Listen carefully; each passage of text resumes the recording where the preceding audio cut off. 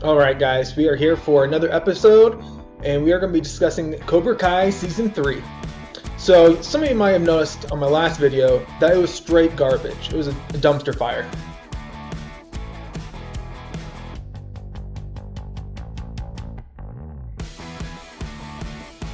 And I'm working on it. I'm trying to improve my editing skills, my speech ability in my videos, try and make things a little bit more exciting. Also, I'm trying to be a little bit more fun because I feel like I was pretty robotic there, and so I'm trying to improve on that. And then hopefully I'll also be getting some more lighting soon, so I don't look like the Phantom of the Opera with my white half face and my other dark kind of face. And so hopefully we can fix that here pretty soon. But just know I have been listening to your comments. I am trying to not say and for as much, and my last video took me about an hour to edit all of those parts, so I'm sorry about that. Also, some of you might have noticed I have a gimp finger. I try to use my hands quite a bit, and you might be thinking, why is he bending his finger all the time?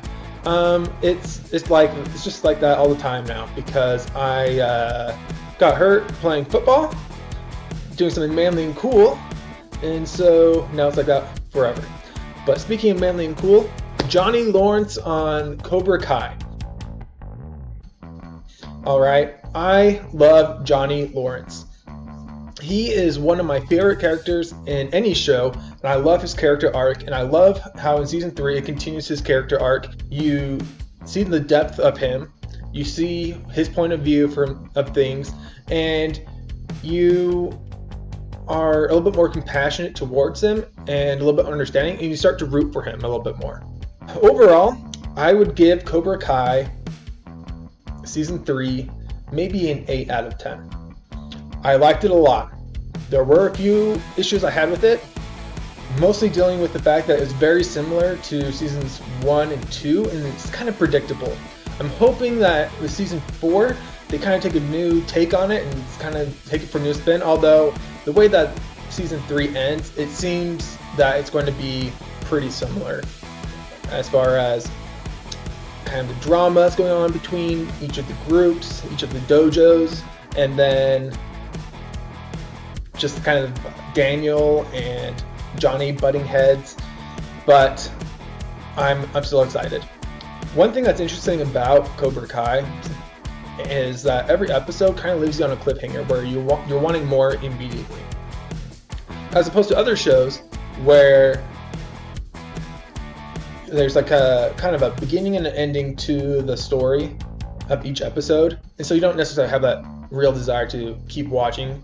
I'd say like The Mandalorian is kind of like that, where each episode is kind of standalone-ish, but Cobra Kai, they release it the whole season in one go, and so you can just watch show after show after show, and you don't have to worry about having to wait a week and all that anticipation, which I actually really enjoy.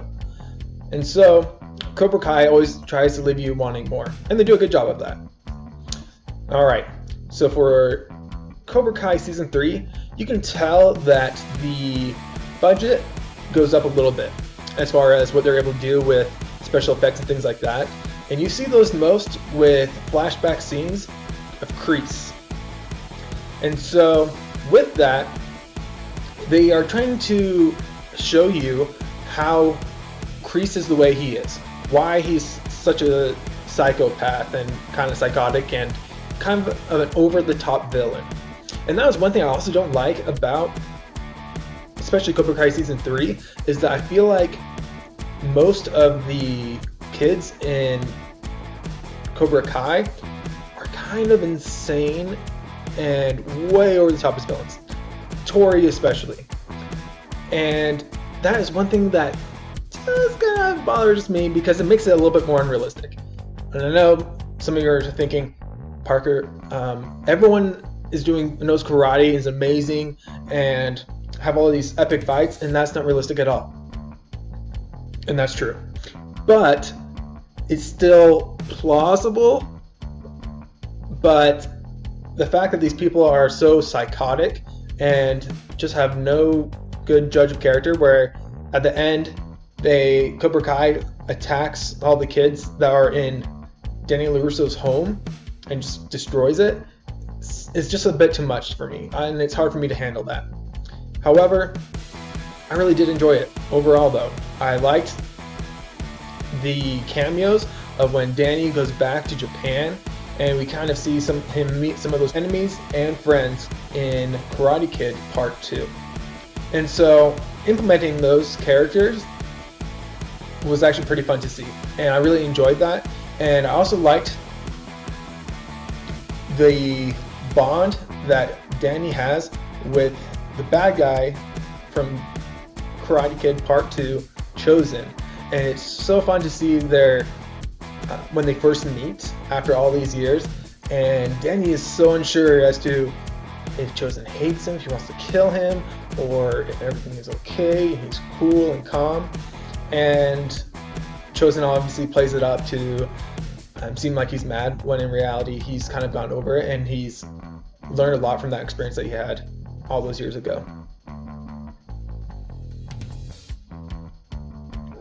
One of my favorite parts in the entire season is when Allie comes back and meets up with Johnny, goes on that date with him.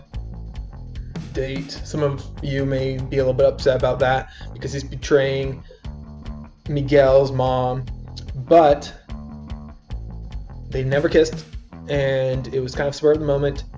I think it's okay. But Allie's interactions with Danny and with Johnny are hilarious, and I love her attitude and just the way that she's able to bring them both together and realize that they are a lot more in common. They have a lot more in common than what they probably had thought before. And you can see their similarities a lot throughout seasons 1 and 2, where they will get along for a while and then before they butt heads, whether it's when they're drinking at the bar together or when they go on their double date and have similar views on the waitress's skills and dancing and things like that, or even when it comes to karate and music and things like that. They have very similar personalities, and Allie helps them to recognize that. And so that's why at the very end of the season, you get to see Danny and Johnny kind of joining together to create one dojo in order to beat Kreese and Cobra Kai. Some of you may be wondering, who did John Kreese call at the end of season 3? And that would be his friend Terry Silver.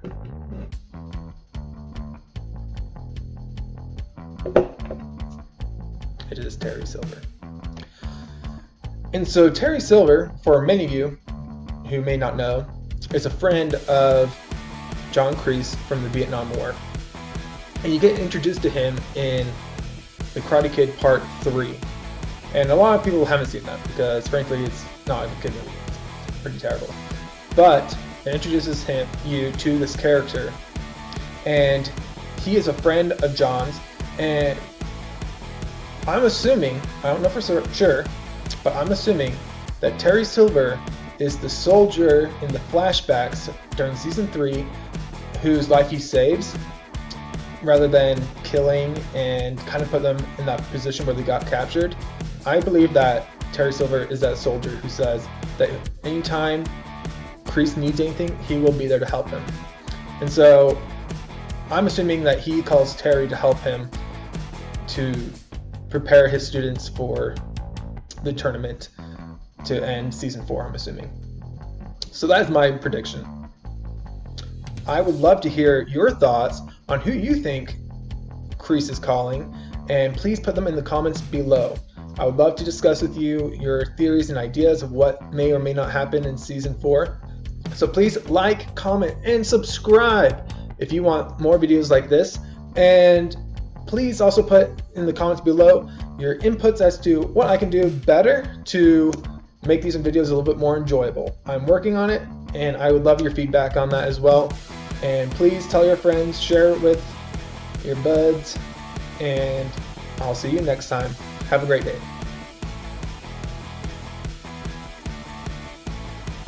I gotta look that up. I knew that Miguel would be able to come back and that he would be able to fight karate again. Sorry, not fight karate.